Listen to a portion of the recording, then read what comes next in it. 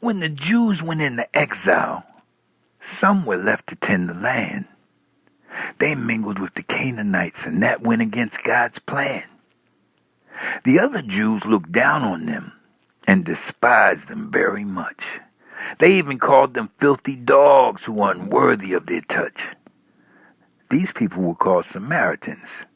They were ostracized and kept away, in much the same way the Ku Klux Klan treats all non-whites today. Can you imagine telling the grand dragon of the Ku Klux Klan the parable about the good black man? Things would quickly deteriorate and you'd have a situation out of hand. But Jesus is the master, and when he tells it, it gets told. Even the things you don't like would be worth their weight in gold. There's the legal and the illegal. There's honor and there are thieves. Some are godly yet immoral, but a true ministry relieves.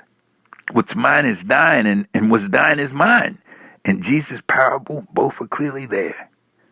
But people in his ministry should always make time to care. Robbers by the wayside, robbers in the church, begging in the name of God like vultures on a perch. Caveat emptor, let the buyer beware. The IRS and con men too, thieves are everywhere.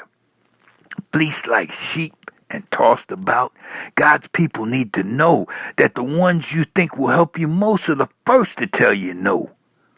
Pious and self-righteous, too good to soil their hands. But once they've seen life from the ditch, they'll clearly see God's plans.